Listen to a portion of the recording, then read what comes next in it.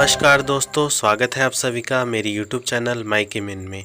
तो दोस्तों, इस वीडियो में मैं आप सभी को BLIS 228 का जो लेक्चर है वो लेने वाला हूँ। काफ़ी सारे आपके रिक्वेस्ट आ रहे थे और हमें भी लगा कि आपके हमारे पास बिल्कुल भी टाइम नहीं बचा कि हम किसी भी सब्जेक्ट को छोड़ दें, तो साथ में सभी सब्जेक्ट को लेके चलें ताकि आपका लेक्चर आपका जो कोर्स है वो जल्दी से जल्दी कंप्लीट हो जाए। तो इसके लिए हम 228 को भी, जो हमारा एक लास्ट बचा हुआ था, उसको भी हम साथ में लेके चलेंगे।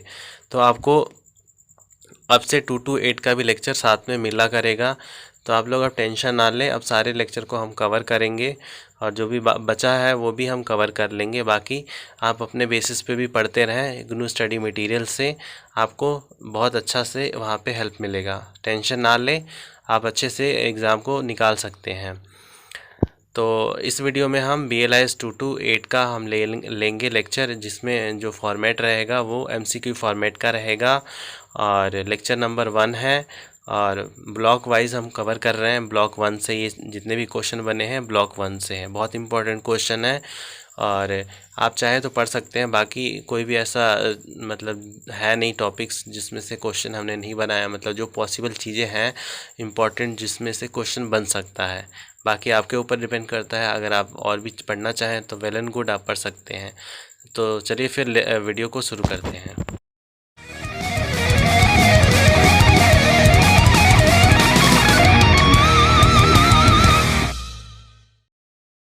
तो ये हमारा BLIS 228 का लेक्चर है। इसमें जो फॉर्मेट रहेगा वो मल्टीपल चॉइस क्वेश्चन का फॉर्मेट रहेगा। स्पेशल लेक्चर ले रहे हैं हम अक्टूबर एग्ज़ाम के लिए। लेक्चर नंबर 1 है। बहुत आपके डिमांड आ रहे थे कि 221 को भी कवर करें, तो हमें भी लग रहा है क्योंकि आपका जो एग्ज़ाम है उसमें बिल्कुल भी टाइम नहीं बचा है। तो हम भी बहुत चाहते हैं कि आपका जो भी कोर्स है वो जल्द से जल्द कंप्लीट हो जाए। इसको लेके हम सारे जो भी आपका लेक्चर है वो कवर करवा रहे हैं। तो आपसे रिक्वेस्ट है, प्लीज़ करके, अगर आप चैनल पे नए हैं तो प्लीज़ करके चैनल को सब्सक्राइब कर लें, वीडियो को लाइक कर दें और अपने दोस्तों में शेयर करना ना भूलें। हम हिंदी और इंग्लिश दोनों में लेक्चर जो प्रोवाइड करते हैं, PDF भी प्रोवाइड कर रहे हैं। तो अगर आप चैनल पे नए हैं, आपको पता नहीं है, तो आप हमारा टेलीग्राम ग्रुप को ज्वाइन कर लें। वहाँ पे आपको लेक्चर का PDF मिल जाएगा और उसके जो लिंक है वो इस वीडियो के डिस्क्रिप्शन बॉक्स में दिया हुआ है। आपको कोई भी डाउट हो आप प्लीज़ करके कमेंट बॉक्स में ज़रूर लिखें और आज का लेक्चर आपको कैसा लगा वो भी लिखना ना भूलें। तो चलिए फिर शुरू करते हैं। मल्टीपल चॉइस क्वेश्चन का फॉर्मेट है, बहुत इंपॉर्टेंट क्वेश्चन है और ये ब्लॉक 1 से हम कवर कर रहे हैं। जैसे कि आपको मैंने लास्ट 2 to 6 में बताया था कि हम ब्लॉक वाइज कवर कर रहे हैं, तो ये ब्लॉक 1 से है। तो आप जब पढ़ेंगे ब्लॉक 1 को तो आपको पता चल जाएगा। वैसे भी अगर नहीं भी बताते तो आपको तो पढ़ने से मतलब है ना, किससे ब्लॉक से आ रहा है वहाँ पे ये थोड़ी ना लिखा होगा।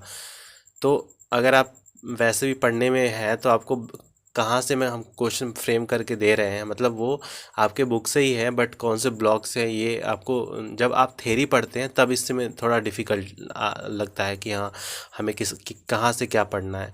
पर जब मान लीजिए कितने सारे बच्चे हैं जिन्होंने अभी तक कुछ पढ़ा ही नहीं है, तो उनको तो पता नहीं चलेगा कि कौन से ब्लॉक से कहाँ से क्या बना रहे हैं सर, या उनके पास इतना टाइम भी नहीं कि वो पूरा वर्ड टू वर्ड पढ़ने बैठें।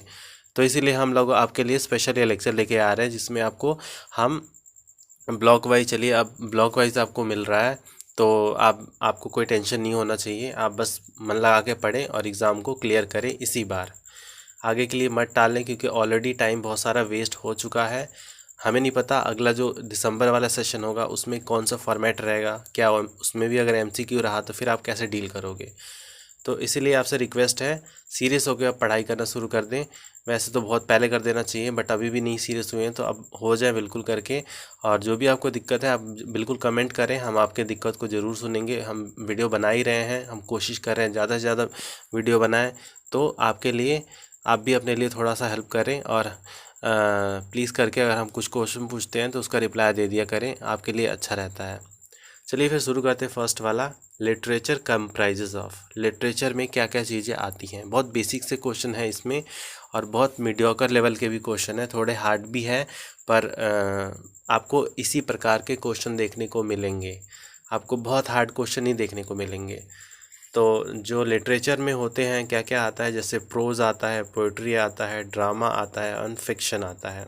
तो ये चारों चीज़ इसमें आते हैं। फिर आता है सेकंड क्वेश्चन हमारा, searching the literature related to a particular topic is known as.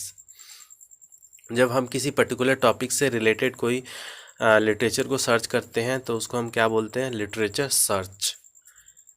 आगे चलते हैं थर्ड क्वेश्चन पे, literature is available in varied form such as. Literature जो है हमें वेरिड फॉर्म में मिलता है, जैसे कि पहला है general article, book, thesis, patent या ऑल ऑफ द अबव।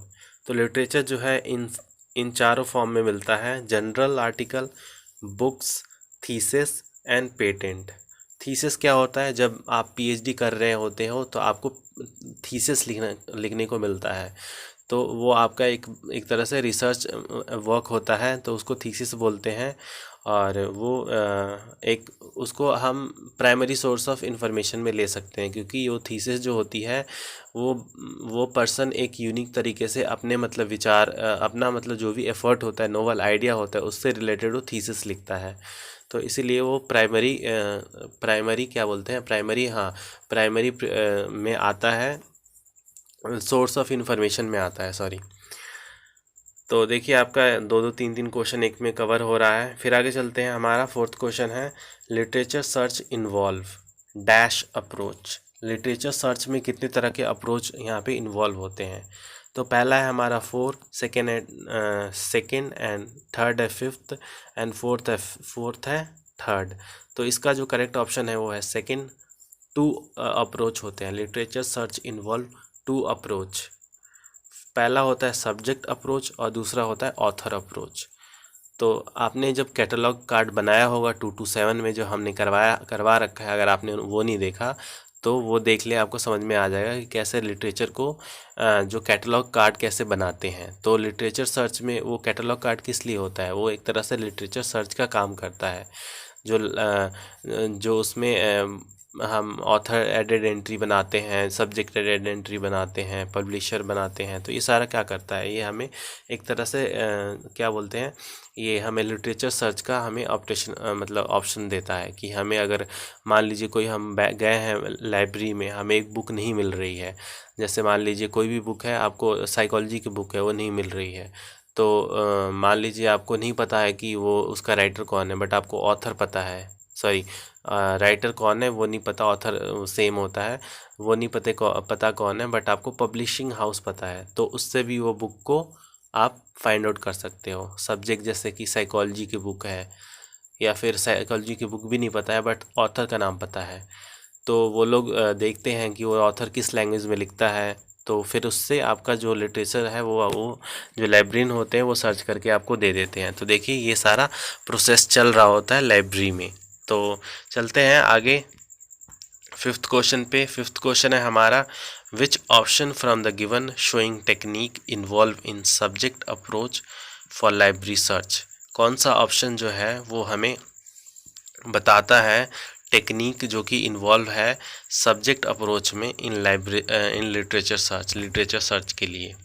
तो पहला है यहाँ पे request for literature search, literature search के लिए रिक्वेस्ट करना, search for bibliography, search for latest literature या ऑल ऑफ द अबव।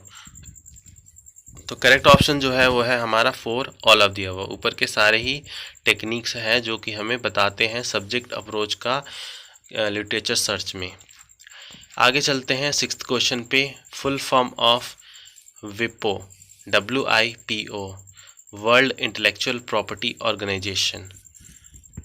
तो ये है हमारा विपो का फुल फॉर्म। 7th क्वेश्चन पे चलते हैं, thesis is dash source of primary information. अब देखिए यहाँ पे ये क्वेश्चन भी आ गया, और मैंने ऊपर वाले जो सेकंड क्वेश्चन था या फर्स्ट क्वेश्चन, उसमें मैंने आपको बता दिया था थीसिस कौन से सोर्स ऑफ इंफॉर्मेशन होता है। तो थीसिस जो है वो प्राइमरी सोर्स ऑफ इंफॉर्मेशन होता है, मैंने अभी बता भी दिया थीसिस होता क्या है। आगे चलते हैं 8th क्वेश्चन पे। 8th क्वेश्चन है, the list are publish by various libraries which give information about the latest monograph, treatise, result report research का रिपोर्ट एंड स्टैंडर्ड इज, वो क्या होता है, एक्सेशन लिस्ट होता है, जिसमें हम एक लिस्ट होता है जो कि पब्लिश होता है बहुत सारे लाइब्रेरी के द्वारा, जो कि हमें इंफॉर्मेशन क्या देता है, लेटेस्ट मोनोग्राफ के बारे में और हमें रिसर्च रिपोर्ट के या स्टैंडर्ड के बारे में देता है। तो ये इन सब ये जिससे हमें ये इंफॉर्मेशन प्राप्त होता है उसको हम बोलते हैं एक्सेशन लिस्ट। आगे चलते हैं 9th क्वेश्चन पे। 9th क्वेश्चन है हमारा रिपोर्ट आर। रिपोर्ट जो है वो which type of information source है, तो रिपोर्ट जो है वो भी प्राइमरी सोर्स ऑफ इंफॉर्मेशन है। आगे चलते हैं 10th क्वेश्चन पे। In India which agencies bring out research report. कौन से एजेंसी है इंडिया में जो कि रिसर्च रिपोर्ट को मतलब लेके आती है, तो वो है भाभा एटॉमिक रिसर्च सेंटर। यहाँ से ये रिसर्च जो है ये पब्लिश होता है। आगे चलते हैं 11th क्वेश्चन पे। In author approach which technique of compilation of bibliography is. हम ऑथर अप्रोच की बात करें तो कौन सी टेक्निक जो है वो कंपाइलेशन का के लिए बिब्लियोग्राफी में है। जैसे फर्स्ट है find out the name of author who contribute papers on the subject to which your topic belongs. पहला है कि ऑथर का नाम फाइंड आउट करना जो कि पेपर में कंट्रीब्यूट किए हैं जिस टॉपिक को आपने चूज़ किया है या आपका टॉपिक जो है। Find a paper contributed by the author on the topic. उस पेपर को फाइंड करना जिसमें जो ऑथर है उसने कंट्रीब्यूट किया है। फिर get the copy of the paper. फिर कॉपी पेपर का जो एक कॉपी लेके आना। Prepare entries for all the relevant items of 5:3 card. ये कार्ड जो है ये कौन सा कार्ड है, ये कैटलॉग कार्ड है। कैटलॉग, इस पे भी एक क्वेश्चन बन सकता है कि कैटलॉग कार्ड की जो साइज़ क्या होती है, तो 5:3 का उसका साइज़ होता है। एंड लास्ट है ऑल ऑफ दी अबव। तो नीचे वाला जो करेक्ट ऑप्शन है ऑल ऑफ दी अबव। आगे चलते हैं 12th क्वेश्चन पे। And dash is usually compiled on request in response to a processing need for the purpose of record। क्या है जो कि कंपाइल किया जाता है किसी डिमांड के, किसी नीड के मतलब बेसिस पे, किसी रिस्पॉन्स के बेसिस पे, तो वो क्या होता है, ad hoc bibliography. An ad hoc bibliography is usually compiled on request. किसी रिक्वेस्ट के द्वारा ये सारा किया जाता है। आगे चलते हैं 13th क्वेश्चन पे। A periodical that publish generally primary literature such as research paper, short communication is primary periodicals। वो periodicals जो publish होता है generally by primary literature से such as paper and short communication, उसको हम primary periodicals बोलते हैं। आगे चलते हैं 14th क्वेश्चन पे। 14th क्वेश्चन है the periodicals providing information about primary source of information in the form of abstract sample citations etc is secondary periodicals। जो periodicals हमें information provide करते हैं primary periodicals source से information लेके, तो उसको हम बोलते हैं secondary periodicals। The indexing or reviewing periodical is an example of secondary periodical। जो abstracting, indexing और reviewing periodicals होते हैं वो सेकेंडरी periodical के एग्जाम्पल है। Full form of CAS। CAS का फुल फॉर्म क्या होता है, current awareness service. Very very very important. आगे चलते हैं information service through which user were formed promptly enough about recent published literature before they were noticed in regular abstracting and indexing service is known as current awareness service। current awareness service क्या होता है, इसमें क्या होता है कि user को मतलब एक तरह से एक छोटा सा पॉपअप के रूप में उसको बता दिया जाता है जो मेन मुद्दा है, जो मेन मैटर है उसके बारे में मतलब प्रायर बता दिया जाता है, ताकि उसको जब वो पूरा मतलब डिटेल पढ़े उससे पहले उसको कुछ हैंड में उसको उससे रिलेटेड कुछ उसको नॉलेज हो। तो उसको बोलते हैं हम current awareness services. 18th question है हमारा, which option shows type of CAS current awareness service that prevailed in the world is। type of current awareness service जो है वो दुनिया भर में कौन कौन से है, जिसमें यहाँ पे है title announcement service, announcement of research in progress, selective dissemination of information service, advance information about in forthcoming conference, newspaper clipping service, और लास्ट में है ऑल ऑफ दी अबव। तो ये सारे ही जो है वो टाइप हैं CAS के, मतलब तो इसका जो करेक्ट ऑप्शन है वो है 6, 18th का क्वेश्चन।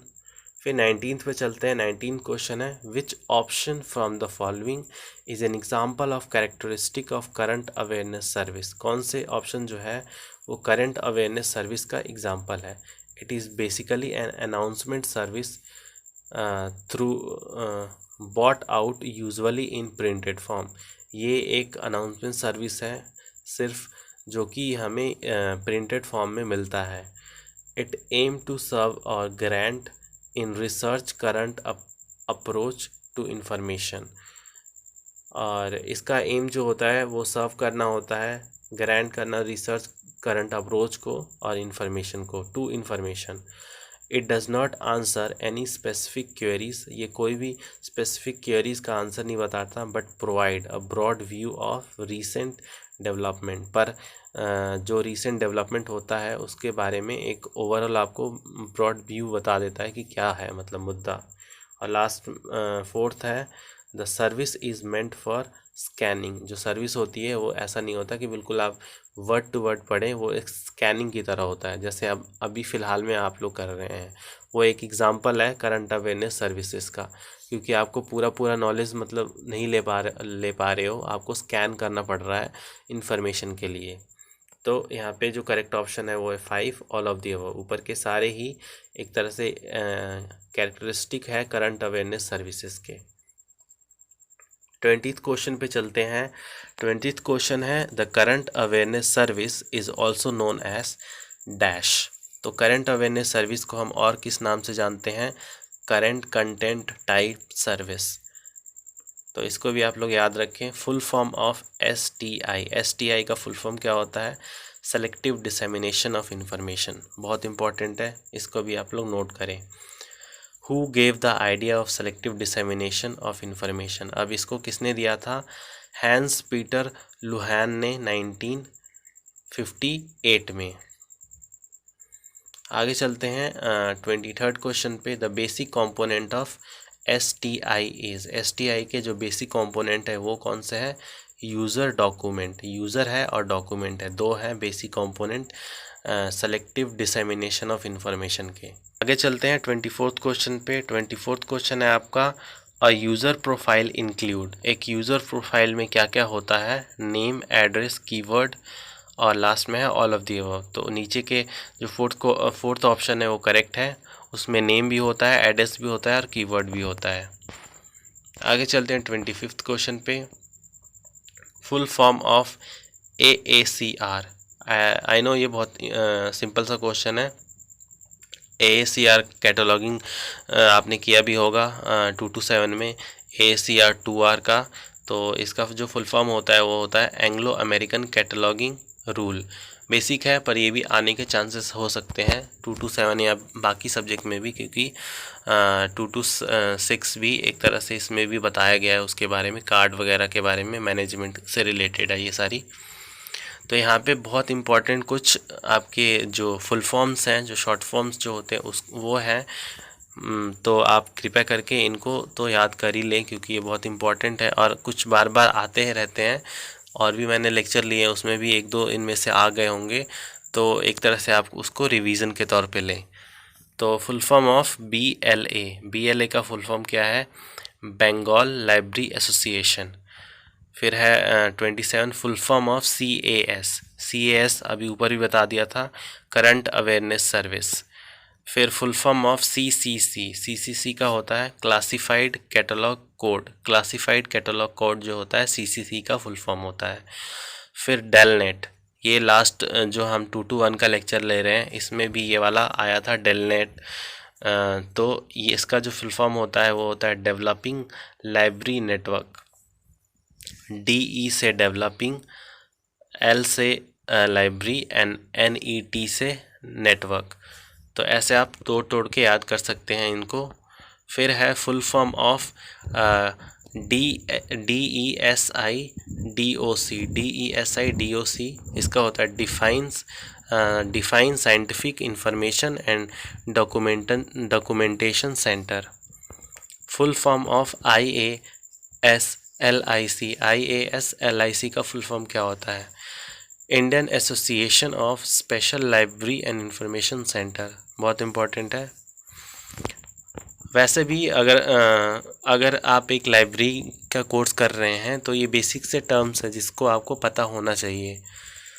जब आप इंटरव्यू में बैठोगे तो ये क्वेश्चन आम से आम बात रहेगा ये क्वेश्चन, तो आपको इन सब का तो नॉलेज होना ही चाहिए। हालांकि आपको डीप में नहीं हुआ तो कोई बात नहीं, बट एटलीस्ट इतना तो पता होना ही चाहिए। तो फिर है 32nd है full form of IFLA IFLA international federation of library association and institution. ये भी मैंने शायद मेरे लग रहा है मैंने ये दूसरी बार बता रहा हूँ, और भी लेक्चर में मैंने ये बताया था आपको। फिर है फुल फॉर्म ऑफ ILA का फुल फॉर्म क्या होता है? Indian library association. Full form of INFLIBNET full form क्या होता है? Information and library network. INF से इंफॉर्मेशन, LIB से लाइब्रेरी एंड NET से नेटवर्क। तो ऐसे भी आप इसको याद रख सकते हैं। Full form of INSTOC Indian national scientific documentation centre. 36 question है फुल फॉर्म ऑफ ISSN का फुल फॉर्म क्या होता है? International standard serial number. अब ये सीरियल जो है, ये सीरियल क्या होता है? ये पीरियोडिकल्स होते हैं, उनको हम सीरियल्स भी बोलते हैं। तो 37th क्वेश्चन है फुल फॉर्म ऑफ LIS का फुल फॉर्म क्या होता है? Library and information science. ये भी आपको पता होगा, ये तो बहुत सिंपल सा है। फुल फॉर्म ऑफ NISCARE, तो इसका होता है national institute of science communication and information resources. तो ये हमारा कुछ फुल फॉर्म का था। तो यहाँ तक हमारा जो लेक्चर था। आपसे रिक्वेस्ट है प्लीज़ करके वीडियो को लाइक कर दें, सब्सक्राइब कर लें और चैनल को अपने दोस्तों में ज़रूर शेयर करें। हिंदी वाले स्टूडेंट के लिए देखिए हमने हिंदी में भी क्वेश्चन बनाया है। तो ये सारे क्वेश्चन आपको PDF के रूप में आपके टेलीग्राम ग्रुप पे डल जाएगा। आपको वहाँ से ये सारा PDF आप ले सकते हैं। अगर आपने अभी तक टेलीग्राम ग्रुप को हमारे ज्वाइन नहीं किया है तो प्लीज़ करके पहले वो कर ले। वहाँ पे हमने सारे PDF को लिंक डाला है, सारा PDF ही डाल दिया है, और लिंक जो है हमारा टेलीग्राम का वो आपको इसी वीडियो के डिस्क्रिप्शन बॉक्स में मिल जाएगा। तो फिर आपसे रिक्वेस्ट है आप ज़्यादा से ज़्यादा सपोर्ट करें, और आपको कोई दिक्कत है तो प्लीज़ करके कमेंट में ज़रूर बताएं। मिलते हैं आप सभी से नेक्स्ट लेक्चर में, तब तक के लिए धन्यवाद।